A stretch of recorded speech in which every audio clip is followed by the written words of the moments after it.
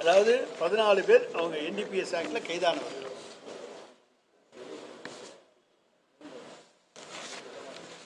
வேறு யாருக்கு எதுவும் கேட்கணும்னா கேள்வி.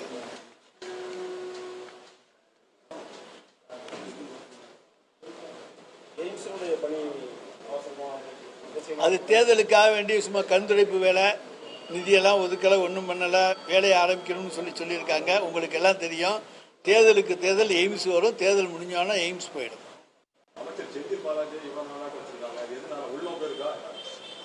அது ஒரு பழிவாங்கப்படுறதுடைய உச்சகட்டம்னு சொல்ல நம்மளால் முடியும். ஆனால் நீதிமன்றத்தின் மூலமாக அவர் இன்றைக்கு அங்கே அவருக்கு ஜாமீன் மறுக்கப்படுகின்ற காரணத்தால் அதை பற்றி வேறு ஒன்றும் சொல்ல முடியாது.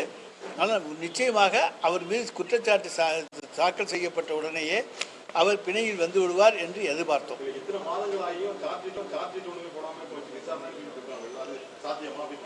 இல்லை, சார்ஜ் ஷீட் போட்டாங்க.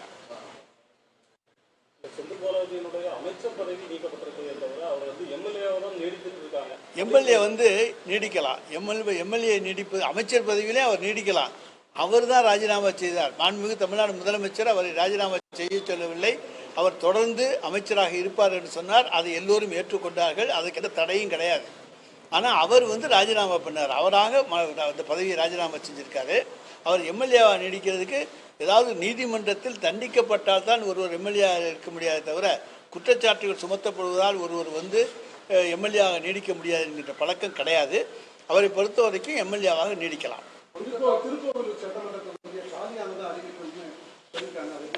அதாவது என்ன, அதாவது அவர் உச்ச நீதிமன்றத்தில் வழக்கு போட்டு தண்டனையை நிறுத்தி வைக்க வேண்டும் என்கின்ற மனுவும் அங்கே பெண்டிங்கில் இருக்கு. அதனுடைய இறுதி முடிவு எடுத்த பிறகுதான் அங்கே வந்து அது காலியானதா இல்லை அவர் தொடர்ந்து அமைச்சராக இருப்பதா எம்எல்ஏவாக இருப்பதாங்கிறதெல்லாம் அந்த தண்டனை நிறுத்தி வைப்பு என்று எப்படி ராகுல் காந்தி அவருடைய வழக்கில் தண்டனை நிறுத்தி வைப்பு வந்தவுடன் அவர் மீண்டும் எம்பியாக அறிவிக்கப்பட்டாரோ அதுபோல ஒரு வாய்ப்பு கிடைக்குமா என்பதற்காக காத்திருக்கிறோம்.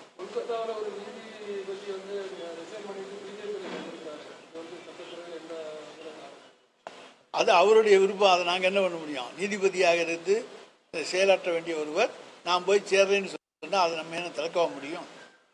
போதைப்பொருளுக்கு எதிரான ஒரு இயக்கம், அதாவது மக்கள் இயக்கமாக அதை வந்து மாற்றணும் அப்படிங்கிற ஒரு கருத்தை வந்து அண்ணாமலை சொல்லியிருக்காரு.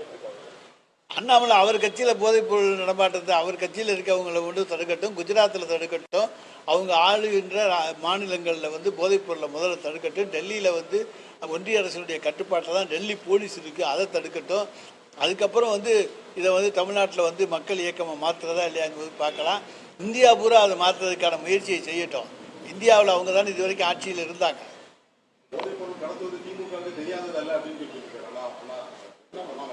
அதாவது அவருக்கு வேணா தெரிஞ்சிருக்கலாமே தவிர திமுகவுக்கு தெரியறதுக்கு வாய்ப்பே கிடையாது. நாங்கள் எங்களுடைய நோக்கமே அதை தடுக்க வேண்டும், அந்த நடமாட்டம் இல்லாமல் செய்ய வேண்டும் என்பதுதான் எங்களுடைய நோக்கமே தவிர அதை அனுமதிக்க வேண்டும் என்பது எங்களுடைய தலைவருடைய நோக்கமே கிடையாது. எனவே அது அண்ணாமலைக்கு வேணா தெரிஞ்சிருக்கலாம், தெரிஞ்சு அவர் சொல்லாமல் தகவல் சொல்லாமல் இருப்பது தவறு. அவர் ஒரு முன்னாள் IPS ஆஃபீஸர், தகவல் சொல்லியிருக்க வேண்டும்.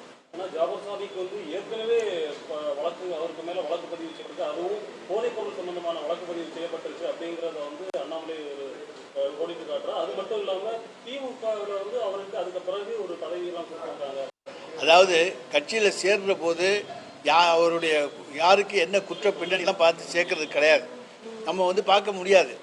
ஆனால் அவர் வந்து ஜெயிலில் இருந்தாரோ ஒரு கேஸ் போட்டாலோ உடனடியாக அவர்களை எல்லாம் நாங்கள் நீக்கி விடுவோம். குற்ற பின்னணி உடையவர்களை வைத்துக் கொள்ள வேண்டும் என்று அரசியல் செய்ய வேண்டும் என்கிற அவசியம் திராவிட முன்னேற்ற கழகத்துக்கு கிடையாது. ஆமாம், அதாங்க இல்லம் தேடி கல்வி என்கிற திட்டத்தை கொச்சைப்படுத்துகின்ற வகையில் அந்த விஜயபாஸ்கர் இல்லம் தேடி குட்கான்னு சொல்லி நேற்று பேசியிருக்கிறாரு. அவர் மீது வழக்கு இருக்கிறத மறந்துட்டு பேசியிருக்காரு. அவர் இல்லம் தேடி எல்லாரும் போய் பார்க்கலாம்.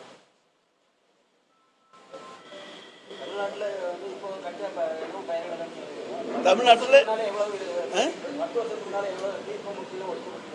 இது 10 வருஷத்துக்கு முன்னால் பயிரிடப்பட்ட டேட்டாவில் நாங்கள் வாங்கிக்கல. இன்றைய நிலையில் கஞ்சா பயிரிடாத மாநிலம் தமிழ்நாடு.